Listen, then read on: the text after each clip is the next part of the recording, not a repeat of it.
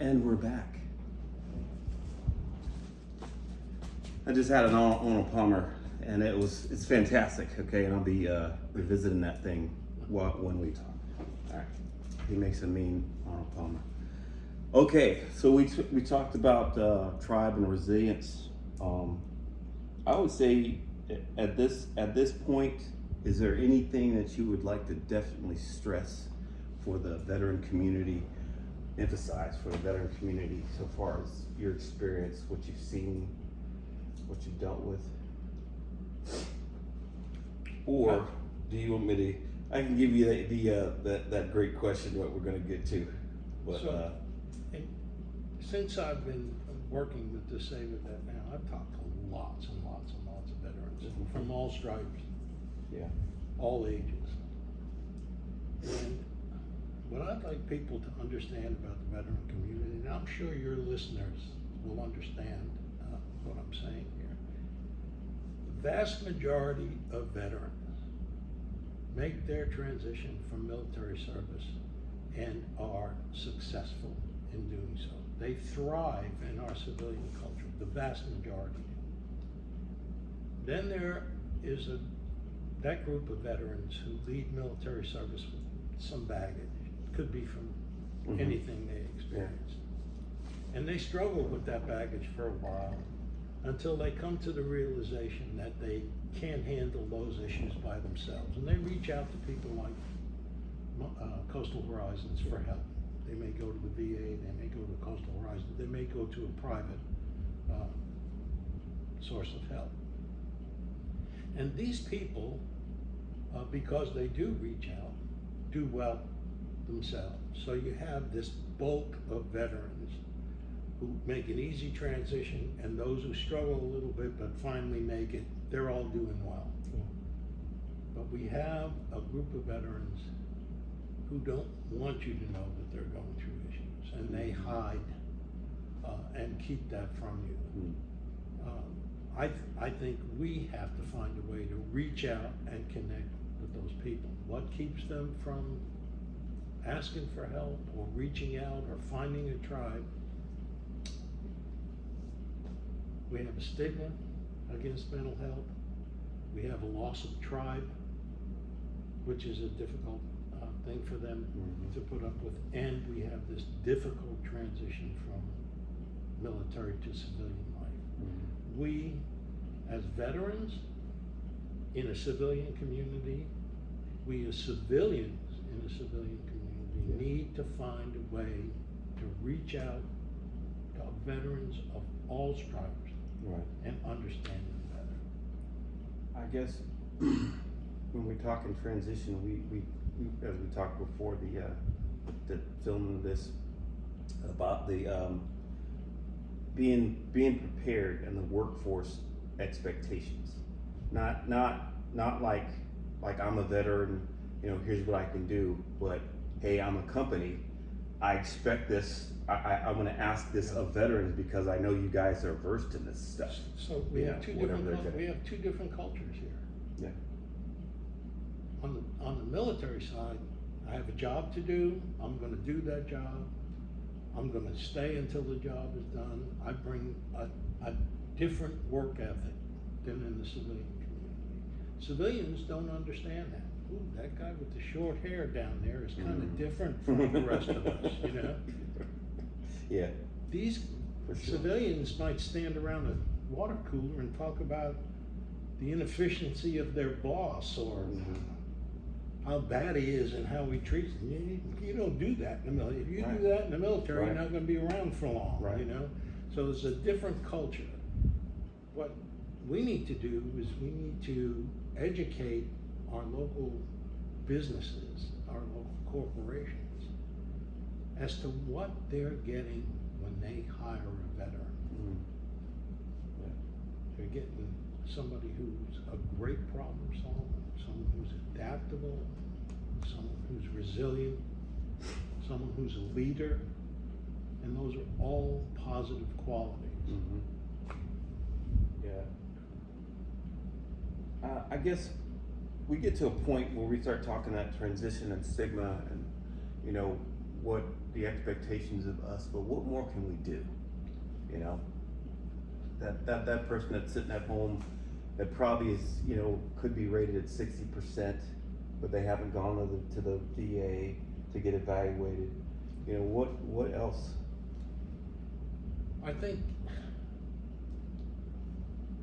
we don't reach out the way we should. I'll give you an example. I remember when I was a young man, we had a litter problem in the United States. People had no problem throwing their garbage out the window of the car onto the highways. Right. And there was a campaign that was called "Don't Be a Litter Bug" campaign. I remember that. And one of the public service announcements they put out at the time was an American Indian, Native American, in full headdress, a chief, an Indian chief, in full headdress, standing next to a polluted lake. There were tires in this lake, there were cans in this lake, water was black, and there was nothing said, but they focused on this chief's face, and he had a single tear coming down his cheek. I remember that, yeah. And the message came across. In 6 months' time, where I live, there was no litter on the highways anymore. They made their point. We don't do enough of that. Yeah. For both our veterans and for our civilian community, to bridge that gap, to bring these two cultures together. So there's an effort going on right now in Coastal Horizons to do one of these public service announcements, and hopefully it will be out by the end of the year. But we need to do more of that.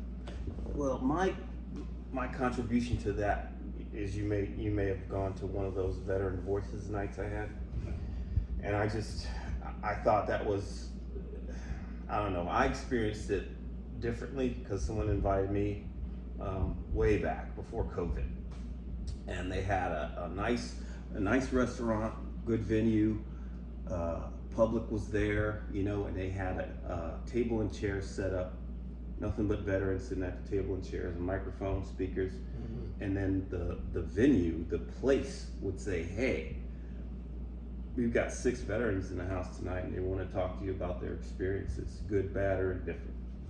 And I thought that was fantastic because it's not, you know, a veteran, like when the Veteran Voices thing was going on, it was just me. Yeah. Going, hey guys, check this out. You know what I mean? And the video itself, I don't even know if they understood what I was trying to do. But I was trying to recapture what they had done, right? And they advertised properly for it. So and that's a big deal. So that's this is what we're talking about now is veterans talking to veterans. Mm-hmm.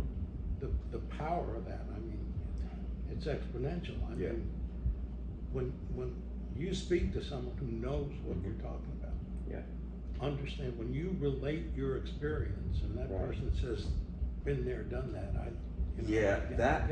That part of it right there, and this is when, and of course we're going to talk about like good times, bad times, and different. But to me, like say when I go to my motorcycle events, it's group therapy. Yeah. You know, it is. There's so many benefits to that.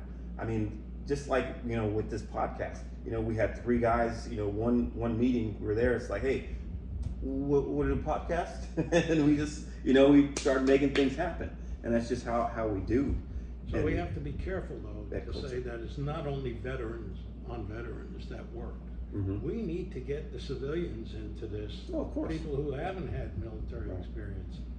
And we need to find a way to gather these folks.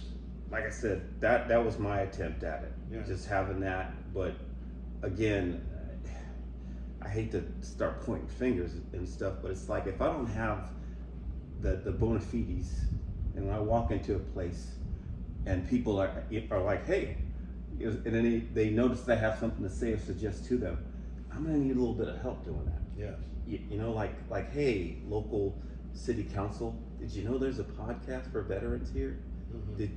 Would you like to put that in your local newsletter or something? You know, or, you know, whatever venue, restaurant. Hey guys, I would love to come here on a Wednesday evening and have a discussion about veterans. So your military background is coming out in what you're talking about now. I have the same problem.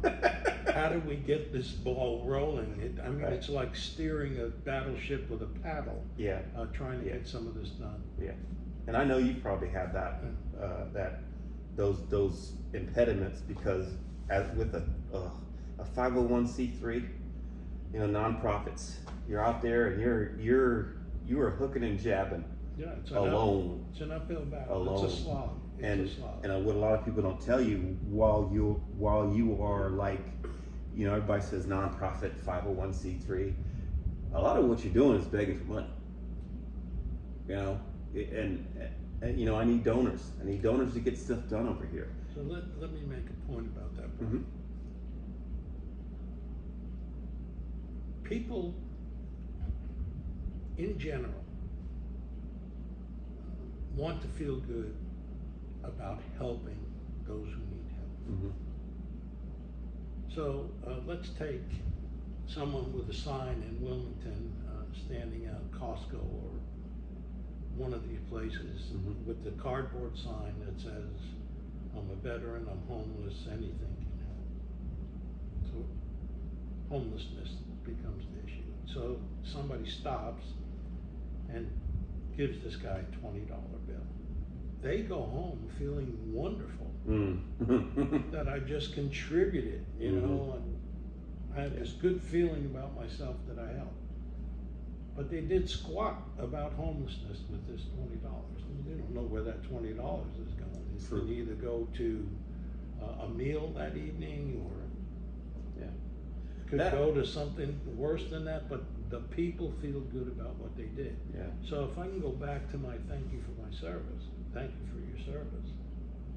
People feel good when they say that because I reached out to this veteran and I said something good to this veteran, but really you didn't connect with this veteran when you did that.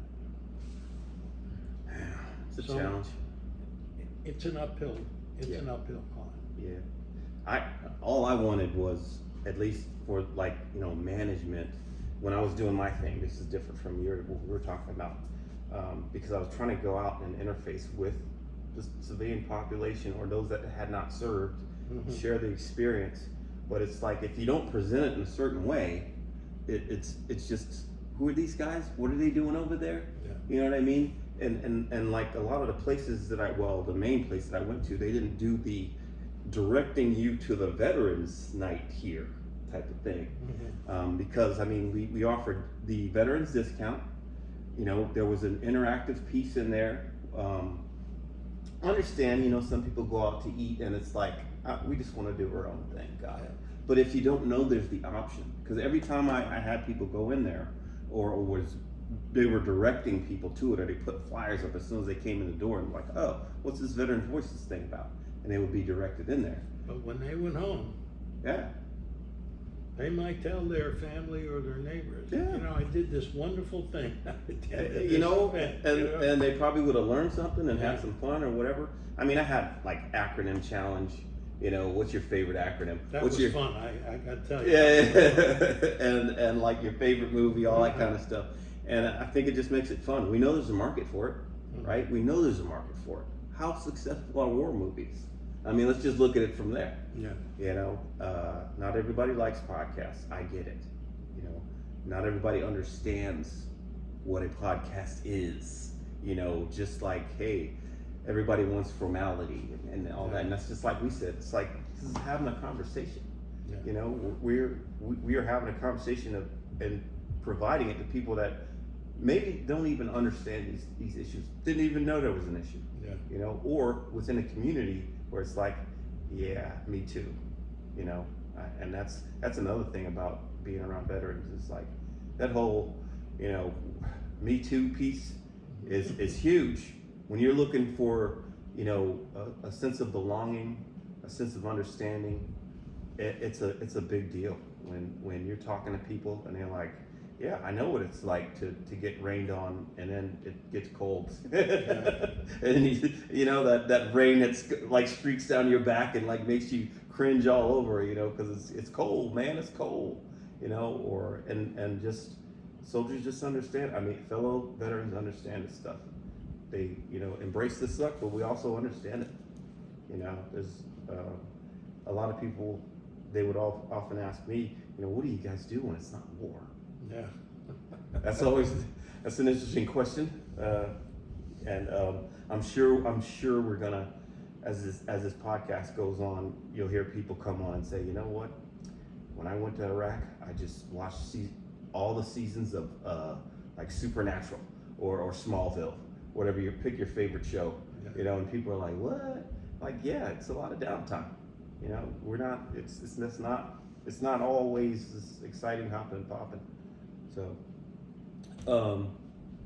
I guess what more can be done is that's always going to be a continuing mission of ours. Mm-hmm. So,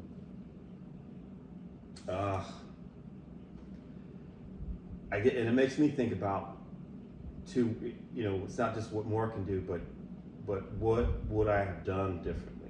And I would challenge you and say, what would you have told your younger self?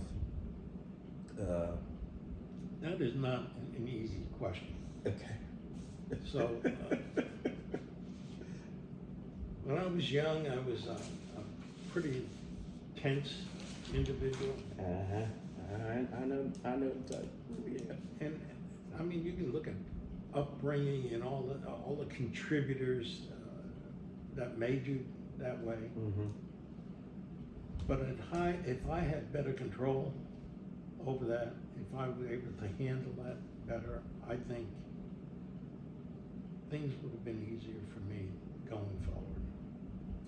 As we discussed before, I think we were very similar in mentality when younger. Because I know for me, man, like I said, I was very intense.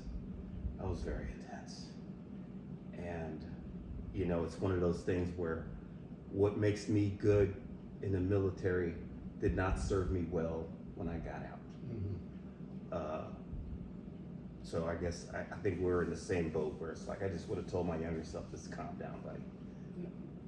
And my younger self, when I went in the military from high school. I grew up in the military. Yes. So I was constant.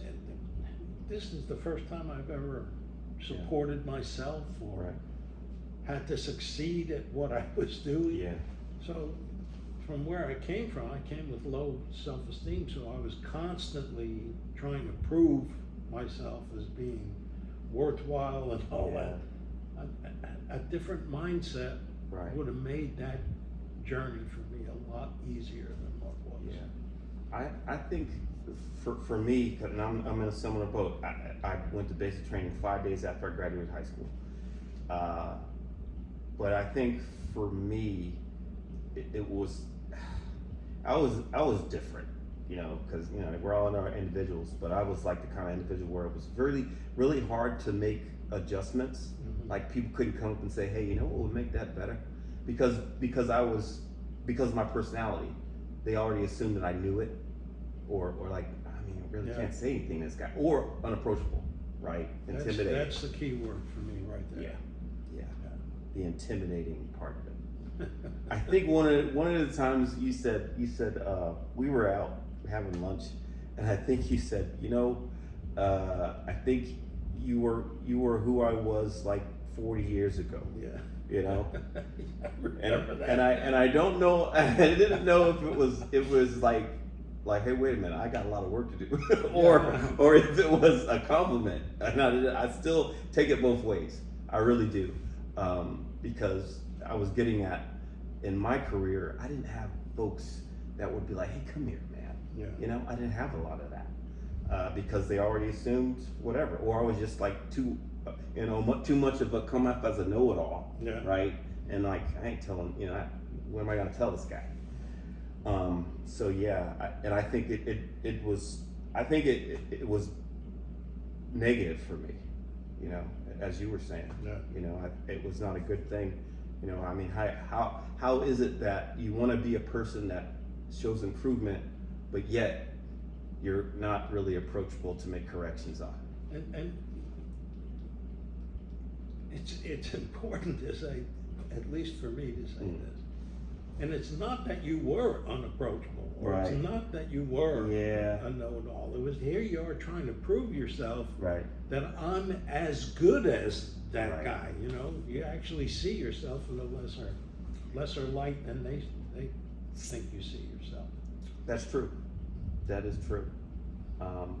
But like I was saying, if it was the one thing I would have wished for, yeah, is someone that could have pulled me up by my collar and been like, "Hey, man, you know, get what is this?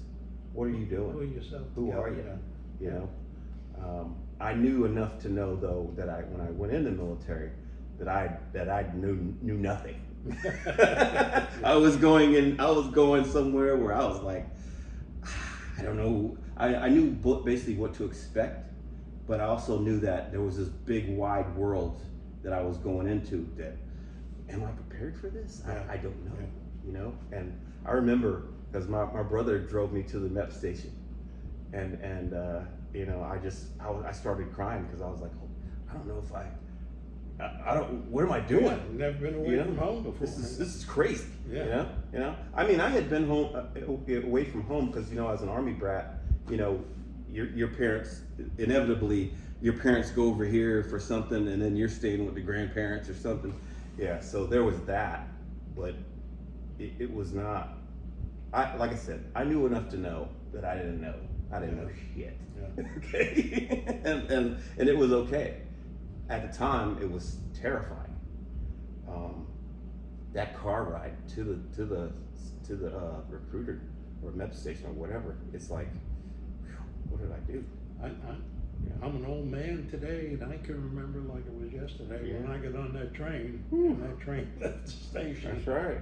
I mean, and your life changed forever. Yeah. You know, and you know, whatever you choose to do, whatever path, you know, there's always something, you know, that's going to be the challenge. The thing that I guess in my old age, if I'm allowed to say that around you, is like, I don't know what is. I just lost my train of thought. That happens a lot too. That happens with veterans. Well, that a lot. goes with old age. See, So if I'm you just think running you're myself. old, you're gonna go through that. We're gonna get. I guarantee we'll get there. But yeah, it's just. It was an interesting journey, and I one of the reasons why I want to do this podcast is to share those experiences, and it's not always about the whole PTSD and stigmas and all the things. So it may have been a difficult journey, but you're a better person. Oh, for having absolutely. You know, taken it. And I am too. met some awesome people in the military. You know, and I think that what made it exciting for me is it was kind of an extension of my childhood, because as an Army brat, you're always the new guy. You're always, you know, like, all right, 3 years is up, it's time to move. You know. So what I find interesting in my background is that I did a short stint with the Air Force. I did 2 tours, 8 years. But I was always attached to the military somehow throughout my career. Even in my later career as a banker, we provided military banking services overseas. So I was connected I was joined at the hip with the military through my whole life. So my best experiences are all military related. Okay. Yeah, that's same here. I mean, I don't know if I would have. I don't wish to have done it any different. I love being a military brat. I love growing up that way, because I didn't know anything else. But I did talk to my cousins and those folks that were like, we haven't been out of the city all our lives, and there's a difference. There is definitely a difference. I'm not saying it's better or worse. I'm just saying it's a difference between those military brats out there that have seen stuff. You know, I was 2 years old in Germany. You know, and you know what I mean? It's just like, that's all I saw. That's all I knew. All I heard was German, you know, voices, and my dad was fluent in German. We were stationed there 3 times. Oh, wow. Yeah, 3 times. So, and it was just it's a part of who I am now. But I will tell you, sometimes it makes it difficult because I could be someplace with my peer group without military background or understand any of that stuff, and I'm a unicorn, Yeah. and not in a good way. Usually it's one of those, what's wrong with that guy? Yeah. You know. I remember very clearly, because as we talk about this stuff, I get some of the stories come back to me. But one of them was when I was working at the college over here. Had a bad day. The boss was giving us the business. And I just kind of leaned back in a chair, and we had a meeting. She fired us up, lit us up, and then left. And then we were like, just looking around at each other. I was like, well, at least nobody's shooting at us. Yeah. See, and like to me, it's like, okay, that's great. Yeah. That's normal stuff to say. But I got that stare, like, are you all right, bro? Are you all right? Are you just taking time bomb? Yeah, that's that crap. You mentioned self-esteem, and I think we beat that to death. But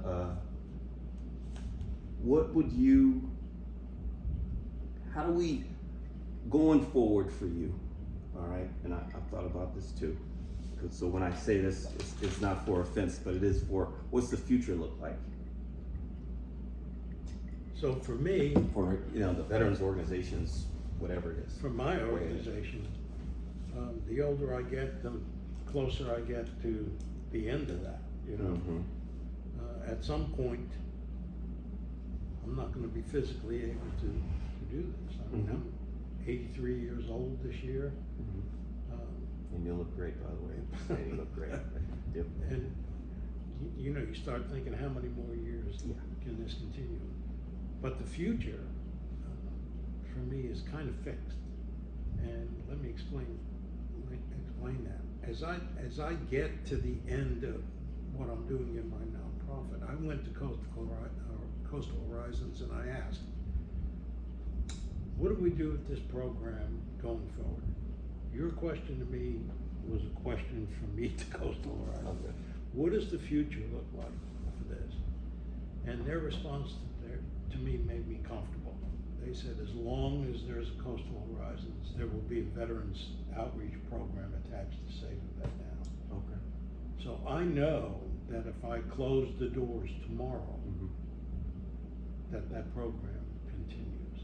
So all the people who support my organization, support veterans, they'll work directly with Coastal Horizons as we go forward. And that in itself is promising.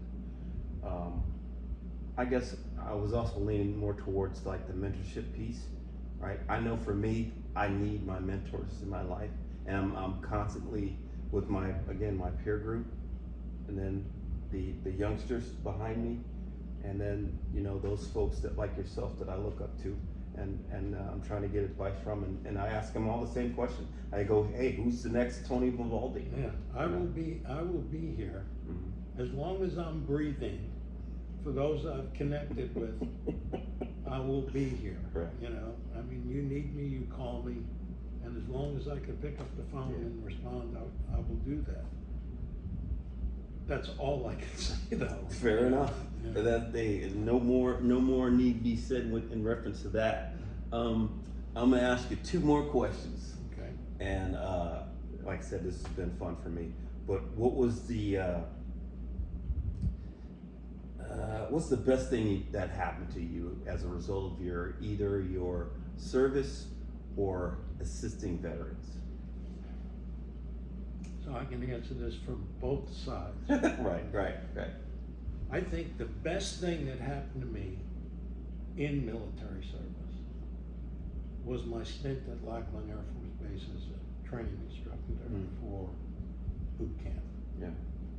So now you take kids like myself when I went into no background, away from home for the first time, and you molded them into something that could move forward and get absorbed into the military. That was a major plus for me.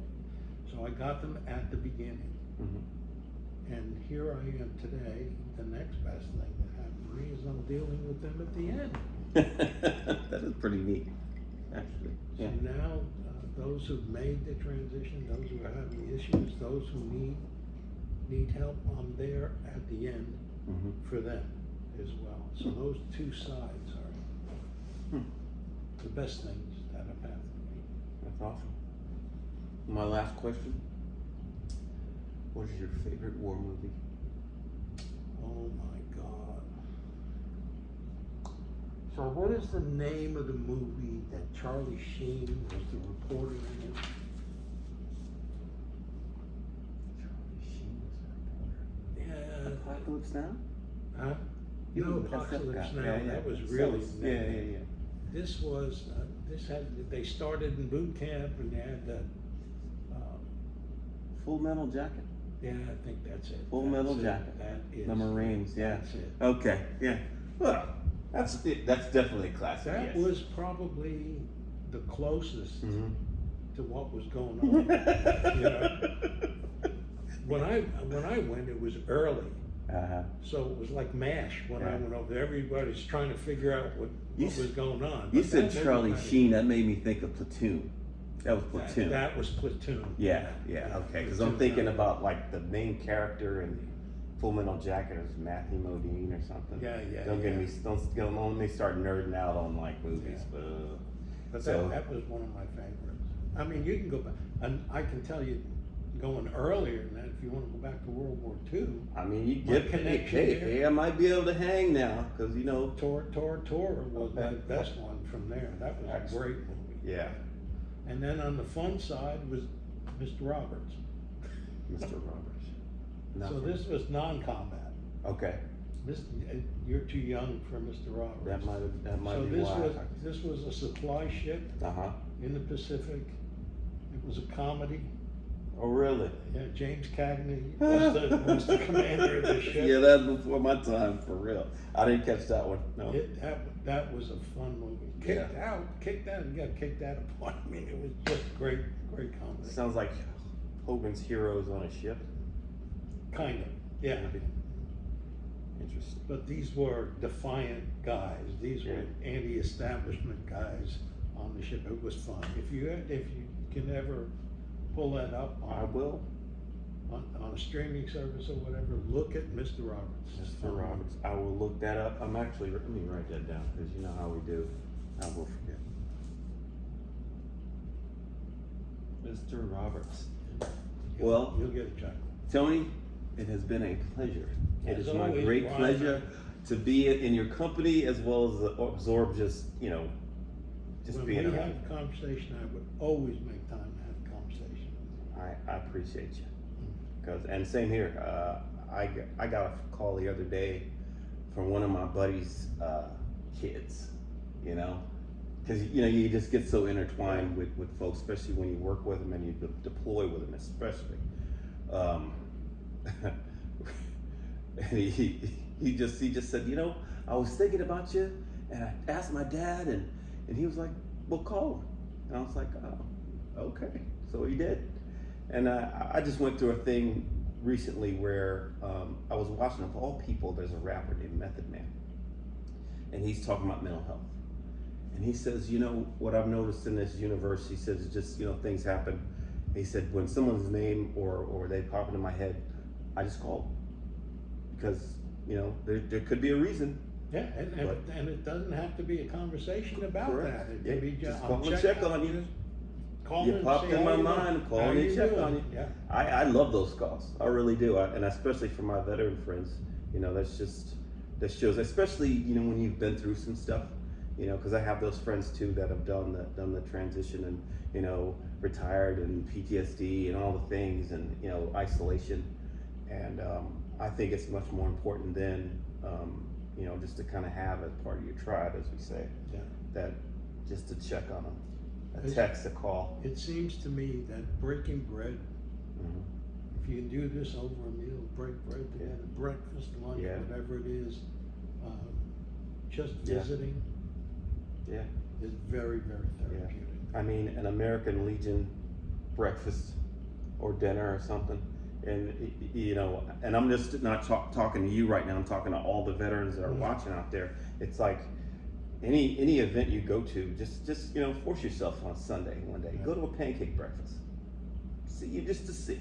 Yeah. You know, one of the things that I always disliked about our culture is that we get in the root of doing stuff. Oh, I can't go to VFW because I don't know anything about that, and you don't want to try it. You're not going to try anything different to get a different result. Yeah. That's, I think, the main problem I have with people, and this could go into a whole other podcast, which we're not going to do because we're ending this one. But I tell you, we're going to get into like change your paradigm. Yes. You know, I had one of those weird jobs where I was kind of a, you know, we were nerds, right? You know, in the intelligence, information, cyber, psychological operations, military deception realm of things, and clandestine operations. It behooves you, military word, to you know, understand that famous phrase, thinking outside the box, which always used to upset me. I think it's up there. It's almost up there with thanks for your service. You know, so I don't like that term. You know, think outside the box. Because, dude, I've been doing this my whole life. Okay, I was, you know, my mom would go, you know, everybody's going left and enjoying it, and you're just pushing the limits on going right. What is that about? You know, you just different. You're just a different, you know, and I've always been that way. And it just so happened for me in the military, the